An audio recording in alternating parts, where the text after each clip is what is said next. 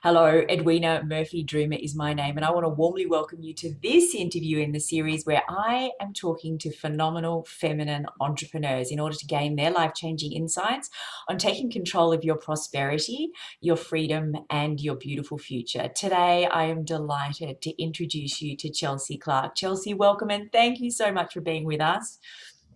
Thank you so much for having me a part of this really, really awesome book and community and summit. So thank you so much. It's an honor to get to We've be part of had it. we've had an amazing journey to get to this point. I think you were one of the first people that I actually invited into the series, and we've had a big journey to get to this point with having to rebook interviews and things. So I'm grateful to you for persisting. It's going to be a great conversation. Your story is amazing. So for the people that haven't had the pleasure of meeting you till now, would you take some time? I really would love to hear, you talk a bit about your journey in the book, but all the jobs that you had and then the journey that you took to move into having your own business. Absolutely. Well, yeah, like you said, I have really had too many jobs, I think. I started working when I was about 11 years old. As soon as I could, I got a babysitting job. And then I was able to go right into getting an after school job, weekend job. I was always just trying to pick up extra money. Yeah, I grew up in a single family, single parent household. yeah, And, if I wanted something that was, beyond the basics, I had to earn it. I had to go and make the money to pay for yeah, it. So really from a young age, I was just out there hustling and getting jobs. And for a long time, I worked in the restaurant industry, started in the kitchen, and I was waiting tables and I was bartending. I went to university. And then of course, when you have university hours, it's hard to get a day job. So a nighttime bartending job was perfect. And I really just did that for many years. And I just was, I got to the point where I was like, this is just, I'm kind of spinning my wheels. I'm making cash. That's nice, but I'm not really getting ahead. And I certainly don't want to stay in the restaurant industry. I didn't have the dream of, opening a business in the restaurant industry or anything like yeah, that. But I did have this long, long lasting desire to run my own business. I just wasn't sure what that would be, what it would look like for the longest time. And so, yeah, so for many years, I was taking side jobs and having side hustles, and sometimes I'd work three jobs at once. And the thing that I really enjoyed doing the most was blogging. I loved just having a blog, and it was just a hobby for many years. I didn't really make the connection of blogging actually the possibility of it being a business, yeah, of even making money for the longest time. And after university, I was in marketing. I went into a corporate marketing job, and I was building websites and blogs for companies and for their clients. And then I was like, one day, you know what? I could do this for myself. I could connect the dots here and monetize my own blog and go all in on that. So when I sort of made that connection, something clicked. And yeah, then I was able to just dive in. Really, I put all of that marketing experience onto my own blog and I monetize it as a business. And I actually quit all of my side hustles. I quit all of my jobs, no yeah, more waitressing. I just had to make that decision that I wanted to make it work. So I didn't give myself sort of a plan B. I just kind of went for it and it did yeah, work out. yeah. I'm happy to Yeah. say. I think, all those different jobs, I think back, I've got a very varied history in my work, that I've done as well. And I just think they all serve me at some point along the way. At Yes. one point, I thought I was going to be a legal secretary, actually a stenographer, the people that take notes in court. I thought that would be Yes. fascinating. So I learned to type. So I actually type really fast, which serves me now in all the work that I'm doing. But I think along the way, we pick up all these skills. And with our kids, I think it's actually enormously important that they do a variety of jobs. I think that, it serves as well. So tell me, I think it's fascinating because I haven't come across anybody that actually does what you do. If you could tell us a little bit more about what that looks like, because I think it's intriguing. Absolutely. So what I do now is Yeah, when I started my blog, I ran it for a little bit just as, myself, and then over time my community around it really started to grow, so I started offering courses to show other people how they can grow their blogs and my own went from a couple $1,000s a month to six figures quite quickly. And so once that started happening, I started seeing those results. Then I decided to start creating courses so I could help other people figure things out that I figured out. Yeah. And pretty soon, people in my community started asking me, hey, I've had this blog for a while. I don't think I want to run it forever. What should I do? And I have experience with starting up websites and then selling them. And people were really interested in that, how I was doing it. So, what I did is I started offering advice for how Yeah. people could monetize their site and then sell it for profit. And then I created a marketplace where instead of me having to send people to other marketplaces to go do it, we can just do it all in our own community. Yeah. And so now that's what I do now. I run a marketplace where people can buy and sell online businesses. And it's so much fun. It's really cool. And it's really grown in the last couple of years. I'm seeing so many people who come through who either they started a content site or an Yeah. online business, a Shopify business, maybe they're selling templates, something creative.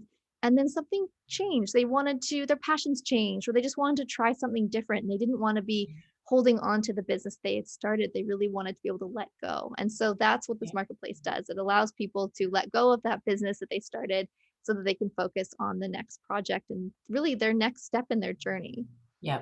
I think that's actually a really freeing conversation. I talk to people so often and I hear, trainings that happen about find your niche, narrow it down, find your one thing, and it becomes something, people feel like they have to find the perfect thing and that, it creates this Yes. kind of almost panic. So what you're talking about is actually just pick one thing, grow it. You can keep it and keep growing it if you want to, or actually the idea that you can sell it Exactly, and do something exactly. else. Yeah. Yes, we don't have to stay committed to our first business. We don't have to stay committed even we can start up businesses while we Yeah. enjoy it and then sell them and go on to something else. So I totally agree with what you said there about when you have to figure out a niche, it can feel very limiting. You feel like you Yeah. have to decide on the perfect thing even before you launch. Yeah. And really that's not the case. You can just start and you should just start because you can figure out your niche as you go. And if you get 6 months into it and you realize, hey, you know what? This Yeah. isn't the right niche for me. I feel called to something else. Yeah. Well, there's an option there for you to be able to pursue that and get some money to sell the first thing and move on. Yeah. I think the big thing that I want people to hear is that you actually have to be in action to find out what that next thing is, because I see so many people are paralyzed by, I think, the plethora of choice, the things that we can do. And it's like that need, that drive to make the perfect decision. We don't take action. I'm a big we talk a lot about the course consumption. People are just buying one course and then they buy another course and they buy another course, but they're not actually doing anything with all these courses. And I've been Yes. very guilty of that myself at different times. But I find, even with this show, I've done a lot of different series now, and I know that you've got one coming up, but they almost take on a life of their own. You've got to, you pick a title for it and then you start the conversations and they take on a life of their own. They become something that, you perhaps didn't even dream of when it began. So that being in action is the big piece I think that people need to hear. Yes, that's such a great point. Yes, Yeah. absolutely. Yeah. So I know that you've built quite a big community around you now that you teach and support and mentor. Tell me, with the journey that you've been on, the role that community has played for you in having your own sort of coach or mentors, and now the community that you support as well. Yeah. And, when I was working in the restaurants and I hadn't figured out what my business was going to be yet, Mm, I just became obsessed with being aware, looking around and being aware of what other people were doing, how they mm, spoke, businessmen and women, they would come into the restaurant and I'd be serving them and I would just ask, hey, they're there. I can tell they're in a suit. They're there on their lunch break. yeah, What do you do for a living? How do you make money? I just put it right out there because I was so mhm, curious about yeah, what people do to find their own success. And from those relationships, I started to really make some friends. Regulars would come in every day from the offices down the street and we would start talking. And I just really opened up that communication, and I Mm. was open to network right there while I was working in the restaurant. I made some great relationships. Yeah. And some people there, I actually made some friendships with people who were investment bankers and who were in the, the stock market and all of these things. And as a college student, it was all quite new to me. So it was really interesting. I would start tagging along to their speaking events and just sort of being a part of their community. And it really opened up my world, and it really helped to inspire me for what I wanted to do. Because I'll be honest, when I was in college, the people that I was around was other college students. And what are you doing when you're in college? You're partying, you're having fun, you're living it up, and that's all great. But I just knew that that was a path that was going to distract me from where I wanted to go. So it was really important that I really focused on the different communities that were in places where I wanted to be. And Mm. some of those people were mentoring me at the time, and it was great. So I highly, highly, highly recommend putting yourself out there and putting yourself out of your own comfort zone and Mhm. talking to people who are, generations older than you. They've been Yep. there, they've done it. How did they get there? That's so interesting. And for you to be putting on a summit like this where you're talking to all of these different people, this is so great. So watching Yeah. virtual summits like this Yeah. can be such a great thing for people, especially if you're just getting started. Yeah. And nowadays, now that I'm running my own community, I mean, it's not huge, but it's definitely growing Mm. consistently, which is what we want. We want consistent growth, right? Mhm. So Mm. that's really something that's been important to me from the get-go. I've encouraged people to communicate, could come into our community through email. That's really how I speak to my audience the most. And Yeah. I mean, social media is great, but sending the weekly newsletter and involving people, letting them know, hey, hit reply and let me know what you're working on. And just being a human, it's like, yes, you're doing marketing in a way, but really you're just being a human, and you're making those relationships. So Mm. that's something that I feel has really helped my own business growth, but also my community collaboration growth. Like I've made Mm. so many connections with people who we've collaborated in virtual summits like this. Yeah. We've done, book collaborations. We've had each other on each other's podcasts, and these things that I just wouldn't have done, I wouldn't have known had I not just sort of jumped out of my own Yeah. comfort zone. And I am an introvert, so Yes. it's not easy sometimes, Yeah. but you really just, once you do start putting yourself out there, it's like a snowball effect, Yeah. and it's a beautiful thing. Yeah, I'm an introvert too, and Mhm. people are quite usually quite shocked by that because just because of the work that I do. But during COVID and the compulsory lockdown, there are a lot of us introverts who were like, oh, somebody permission just to be a hermit. It was quite good. Oh yeah, it's been nice, hey. Yeah. It's been great. So I think there was a couple of things that just that came into my mind as you were talking. One, we have these beliefs, these ideas that are drilled into us as kids, and I think we take them on into the future. One of them being don't talk to strangers, which I think, I've got 4 kids, and I didn't do that, and that may trigger some people, but I actually think that talking to other people and being curious about other people's lives and strangers, and we would sit on a train or a bus or in a restaurant and stuff, and it was I would encourage my kids to talk to people, the waiters, or whoever the people are serving you in the supermarket. I always make conversation with other people because Mhm. you just never know who you're going to meet or what you're going to learn. So I think that's Mm. amazing, and I love your curiosity, and the relationships that you built through being a waitress. That's amazing. It's a great experience. I mean, think about it. Whenever you go to a restaurant, a lot of times you'll see people, or maybe you ask yourself, you'll see a student that is helping you, and you'll be like, so what do you really do? Yeah, You always get that question. Sure, you're a waiter right now, yeah, but what are your dreams? yeah, What are you actually doing? So that was a great way to just open that communication. Oh, well, what I really want to do is I want to start a business, or I'm interested in writing, or, all of yeah, these different things. It's a great way to just mm, open that line of communication, and you never know what the person you're talking to is going to say, what they yeah. do for a living, how they got there, what inspires them. I think that's just so cool. Yeah, and what a gift to have somebody ask you that. I think most people go through their lives and, nobody ever opens that door in your brain of actually, what do you really want to do? We have a long list of things we should do, but that permission to actually dream and just, come up with some amazing idea and have somebody say, well, of course you can do it. That's a gift. Mhm. It's surprising how few people actually um, can answer that question with clarity. And it's one of the things I've noticed through all the interviews I've done now and through doing this book is the people that are doing well have real clarity around their vision, Hmm. what they're aiming for, their values, who they are. These are basic things that we need to have clarity on in order to build these big dreams. I love in the book you talk about with your husband writing a list of goals. I think it was over 100 goals or something of things. Yeah. Tell us about that. Yeah, so when my husband and I got married, and I should say too, I met him at a nightclub and I told him on that night, we're gonna get married. And then I 3 days love later we got engaged. So I just want to put my like risk management it. out there. Three days, did you say? Yeah, three Oh, days. that's Yes. amazing. 3 days, and then we eloped a couple weeks later in Vegas. So I just want everyone to understand that yes, I have clarity and I have plans and goals, but I'm also not adverse to taking a chance. When you really believe in something, you just know it's the right idea, even if it's crazy and everyone's like, "What are you doing? You just met this person." I I've got to interrupt you there. That is Yes. uncanny. So Rachel Peterson is in this series, and Yeah. I think she met her husband. They had 3 days. They eloped and got married. Yes. Unbelievable. And I had my husband, three. He was holidaying in Australia from South Africa, and we had a couple of days together.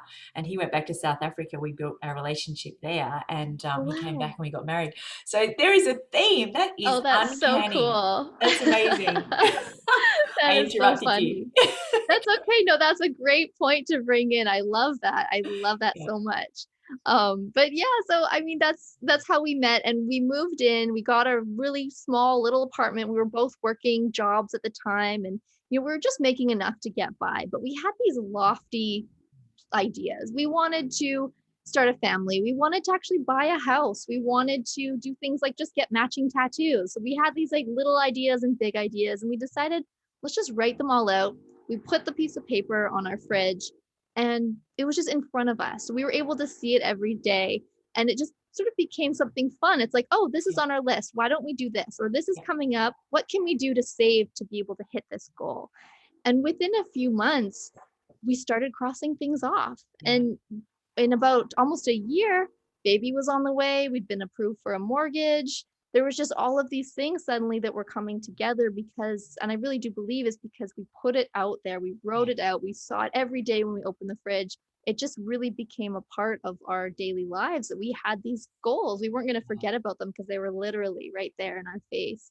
And yeah, so we were able to actually cross off a lot of those goals. And it was a really cool feeling when suddenly everything, like I said, the snowball effect with meeting people, the snowball effect is when you start making those little changes. It's yeah, amazing how fast it piles on and big things start happening. yeah. Yeah, I think keeping it front and center in your mind is absolutely key. Um, I think, I'm fascinated by this thread of the 3 days. I love how the universe throws these things together, but I think it's also a picture of that entrepreneurial spirit. You've almost got to be in feet first. You've got to be the kind of personality that's just like, all right, let's work it out. I mean, with this book, I had no course or anything that I followed. It was just an idea that landed in my brain. I was like, well, why not? I do these interview series. Why not have something physical that people can actually look at alongside the interviews? And it's just you work it out one step at a time. You kind of fall over and make mistakes. And I think that's actually probably something that you can talk into that is really valuable for people to understand the mindset around failing or making mistakes. So, how do you think about that in your business as you're creating something new? I really truly believe that you have to be open to making mistakes Mm, and mistakes will happen. It's mm, inevitable, especially when you're learning something new or you're yeah, putting yourself out there to get better at something, to go into that mm, next step in your journey. You're going to make mistakes. And I think once you can accept that, the next step is just to know that when you make those mistakes, it's really just an opportunity to get better and to learn. And next time, you're probably not going to make that mistake. You're going to do it 10 times better. So, yeah, in a way, we can appreciate those mistakes as long as we're not repeating them. Then it's mm, really just, it's not failure. yeah, It's just part of the path that we're going on. And like you say, how you just jumped into this project that you're working on, you follow a certain course or certain rules, you had an idea, you felt it in your heart and you just went for it. That's something that I believe is such a great trait to have as an entrepreneur. And when you start hearing the voices in your head saying, oh, well, maybe you're not qualified enough, or, oh, you haven't trained enough in this, what are you doing? When you start hearing those voices, that's imposter syndrome. We have to just Yeah. ignore that. I really do believe that. And just have your vision, have your idea, and go for it and try. And Yeah. when you make mistakes, that's okay.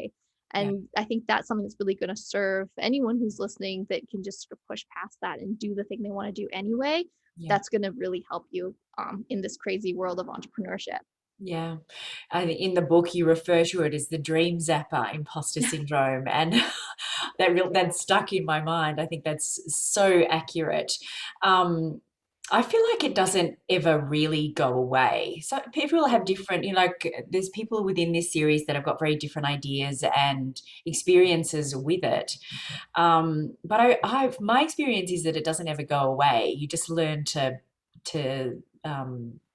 see it for what it is. What are Mhm. your thoughts? Yeah, I'm on the same page as you.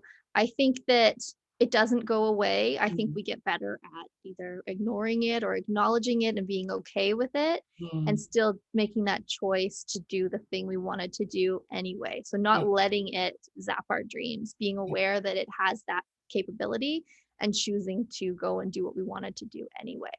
yeah, And I think that the more that I do and the more things that I sort of put myself out there to do, that voice, it's pretty loud.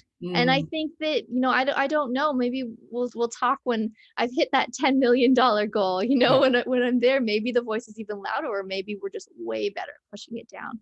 But yeah, I don't know. I just think that if you feel it, you say, oh, mm, yep, there you are. Okay. I'm still going to do what I want to do. You can go mm, back to bed. You just tell that little voice, you're not welcome at this yeah, party right now.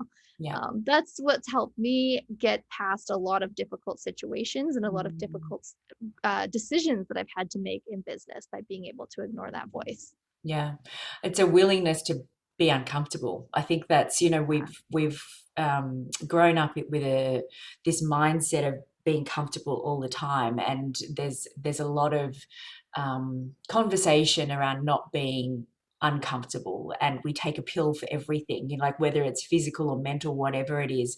I think that, anxiety is such a big conversation now, and it's a Hmm. tricky one because anxiety is actually a normal emotion, but the way that conversations are happening now, I'm hearing with my kids and with clients and everywhere, this huge aversion to anxiety.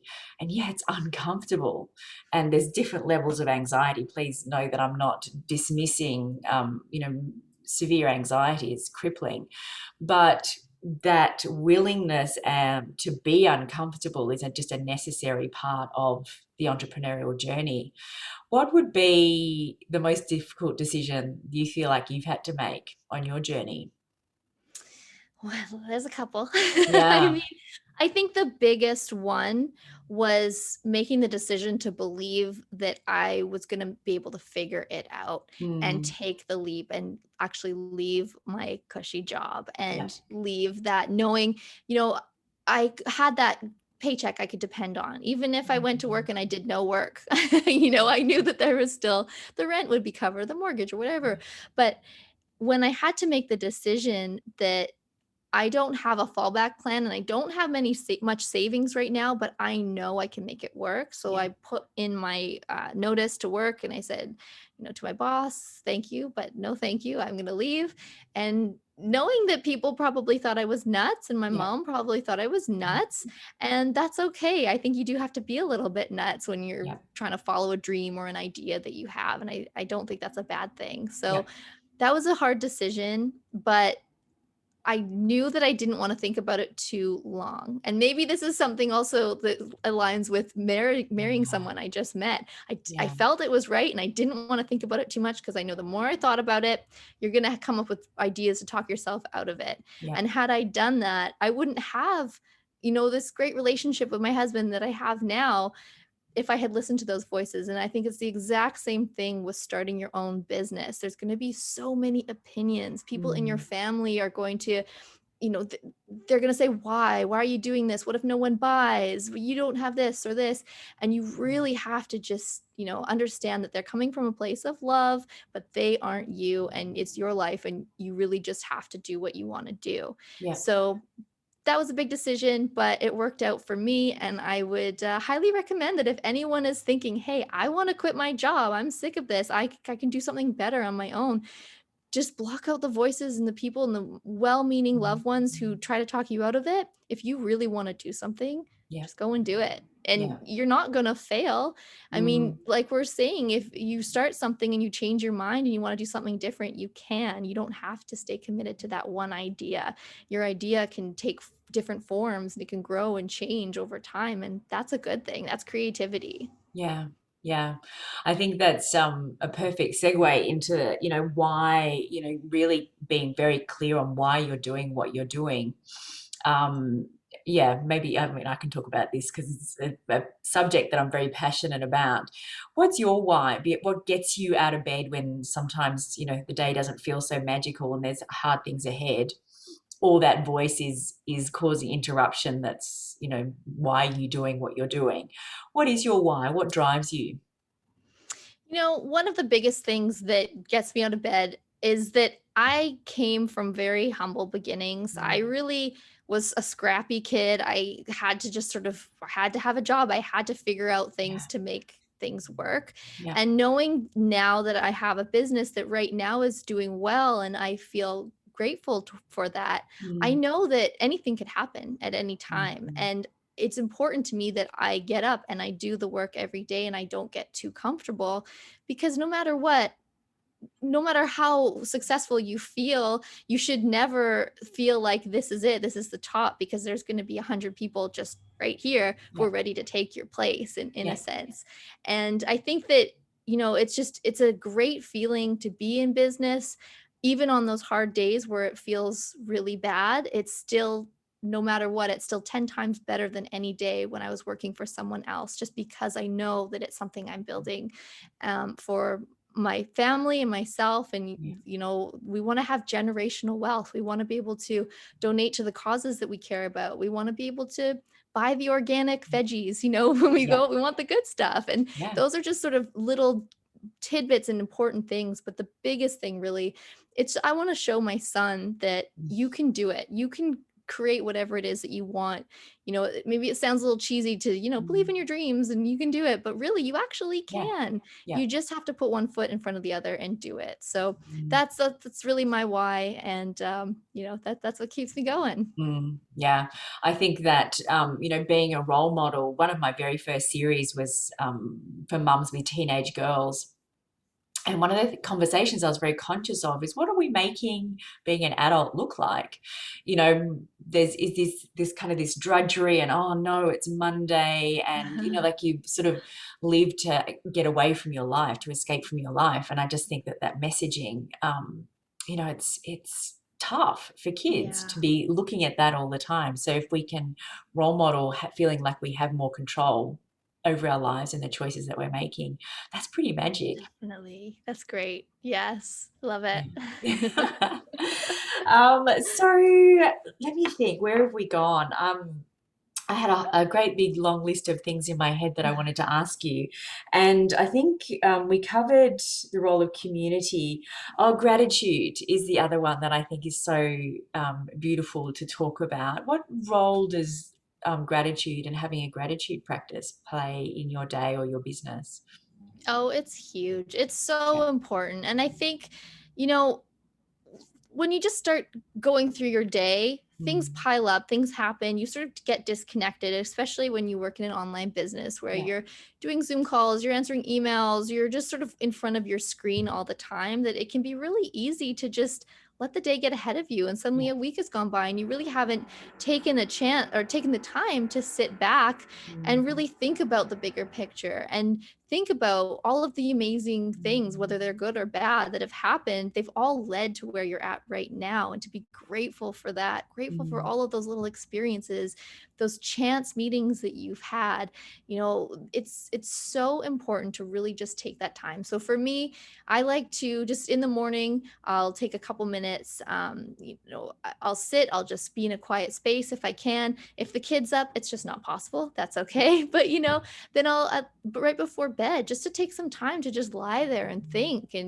about the good and the bad and what I want to do tomorrow, even if it's just a small goal, and Yeah. to just really thank whatever the powers that be are Mm. for this opportunity to have that next day, and to, Yeah. for all of the things that got us there. So yeah, it is so important. I love that you've brought that up in the book and in this conversation, because Yeah. the attitude of gratitude, that's Yeah. that's really what it is. When you start being intentional about the things that you are thankful for, Mm. so many good things happen. It really is true. You're Yeah. putting that positive, good vibes, positivity out into the world, and those things come back. Yeah. I think morning routine's really important. I actually did an Instagram live about it yesterday because I got caught in the habit of turning my phone on and looking at social media and emails in the morning. And I knew in my head, I'm like, this is such a bad idea. And it really, really is, because it just sucks all your creativity and your energy. Yes. um, One of my favorite go-tos, Brene Brown did a Netflix special called Call to Courage. I don't know if you've seen it. It's I haven't seen it amazing. yet. No, if it's on Netflix, I will check it out. It is amazing. But she says in the morning, the first thing she does before her feet hit the floor is say, "Today I choose courage over comfort."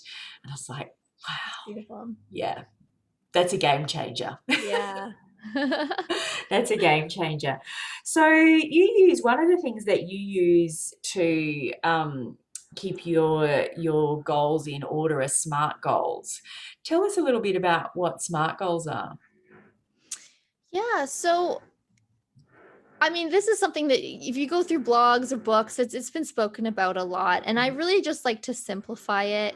Yep. If I have something that I want to achieve, whether it be big or small, I want to look at it in little small pieces. Mm. I want to come up with, and I'm not fancy too. I'll just like pen and paper, I'll write out what I want to do. What is the goal? What actions, what specific actions can I take to get a little bit closer to that goal Mm. today? And how can I measure when I get to the point that, yes, I'm getting closer, or am I doing something that's distracting me from it? And really just writing it out and having it in front Mm. of me, like that list on the fridge that I had. It's really the same thing, coming up with specific steps that I can take to reach that goal. Yep. And there's so many different debates of what you can get into really deep, and for me that's really all it is. It's so simple. Mm. It's taking time to be quiet and intentional, focus on what it is. Yeah. How am I going to get there? When am I going to get there? So Mhm. really giving yourself deadlines, I think Mm. that is so helpful. Yeah. When I was trying to when I was right out of college and I wanted to pay off my student loan, the thing for me is I created a spreadsheet and I wrote down exactly how much I made that day at the restaurant. I wrote down exactly the things I had to buy that day. Mm. And I don't like to have a budget. I like to be more free than putting restrictions on my spending. But Yeah. it really did help me to actually be able to pay off my student loan when I started Mm. tracking it, just because I could Mm. see it. It was measurable because it was in front of me. Yeah. So that's really been my system. And even now, when I'm taking on sort of bigger challenges or bigger goals that I want to knock out of the park, Mm. a simple spreadsheet really is all I follow to make it happen. And I know that there's fancy budgeting apps, and there's all these different things that can help you. For me, I found those to be more of a distraction. So just having a simple spreadsheet or a pen and paper Yeah. and getting up and doing the work, that's really what's Yeah. helped. Yeah, I think numbers and money is a big conversation for women, and it's something that a lot of women are really triggered around, especially when we start talking about, making really big money. Whether that's, Mhm. everybody's idea of big money is different. For some people, that's six figures. For some, it's seven. For some, it's eight, Mhm. and Yeah. so on. And I think that, the willingness to talk about money, I grew up, my mum was you never talk about money. You never talk about, what things cost, or, what your car cost, or what it's Yeah. sort of a taboo. She was that kind of English background idea of the way that we talk about money. How have you, obviously your mum um, installed an amazing work ethic in you. Do you think, did she teach you about talking about money and budgeting, or did you work that out on your journey?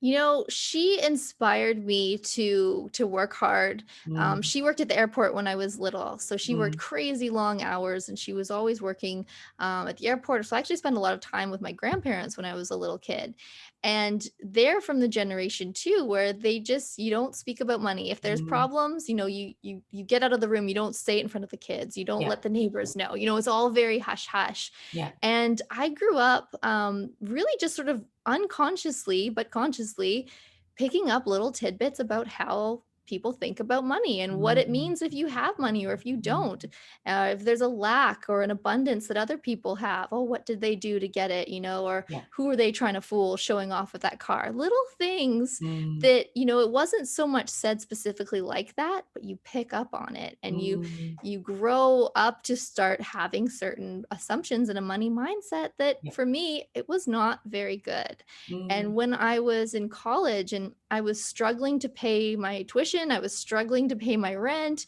and I was looking at my friends who, you know, their parents had college savings for them, they paid their rent, they paid for their groceries, yeah. and at the time I was like, hey, this sucks. Like I Mm, was a little jealous. yeah. And I started to think about my own feelings with where was this feel animosity? Where was this feeling coming from? Because I love my Mm, friends. Their family's great. That's great that they, you know, had that savings for their kids over the years. Why do I feel so triggered by that? And so when I actually sat down with myself and figured out why this was a problem, I realized success and having money, it's not a bad thing. It's a yeah. great thing. If you're able to do that, you're able to grow your business, or you're just able to, you know, Mm, have that bigger impact on the world if you do have more funds. That's yeah. really what it is. You can give more generously Yeah. to the causes that you care about. You can help more people.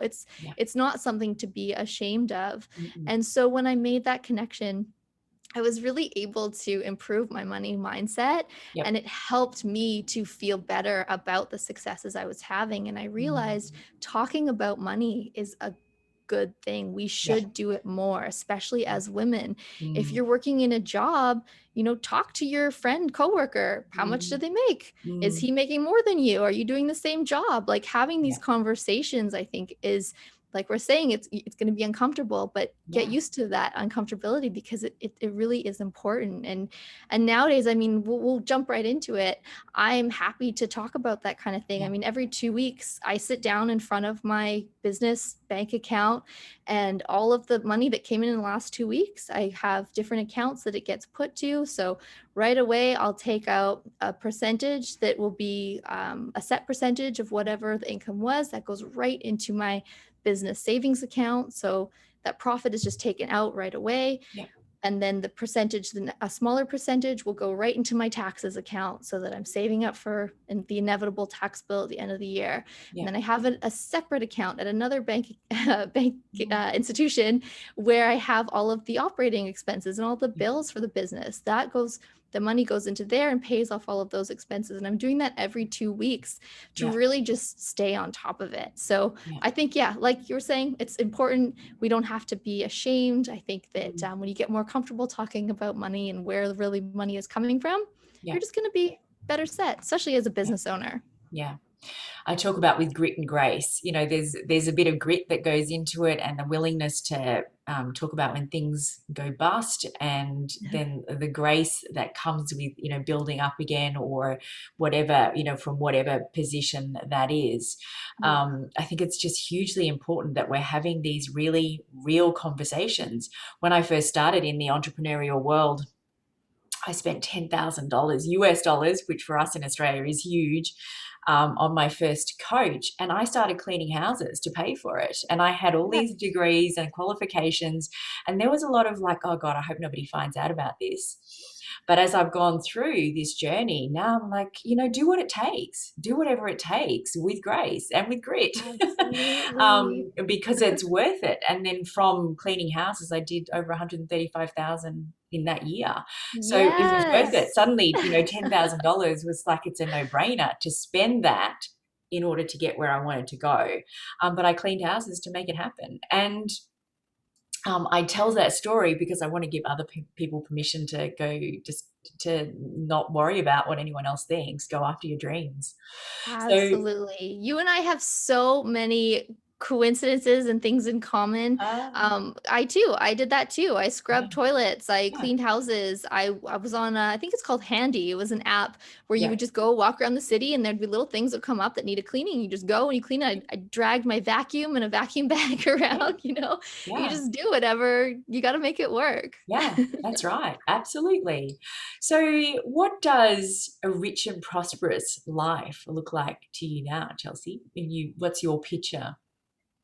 For me, it's not so much about the money, but it's about what the money can allow. Mm, So for me, being able to spend more time with my family, for me being able to work from home, that's been really important and that feels mm, freeing to me. mm, And the lifestyle freedom that has been created from my blog and from the different creative projects that I've done, that has just yeah. opened up my world and it really fills me with so much joy because like we were saying, I mean, I really hated being an employee. I Mm, loved work. I love my bosses. I loved the work a lot of the time that I was doing, but mm, just knowing that I was trading my time really just to help someone else get rich while I was just skimming just to get by, that was so depressing. And I did yeah. that for so long that now being on the other side of it and being able to work for myself and feeling that lifestyle freedom, it has changed my entire outlook on the world and about what could be accomplished and what you can do and grow from. So that for me is really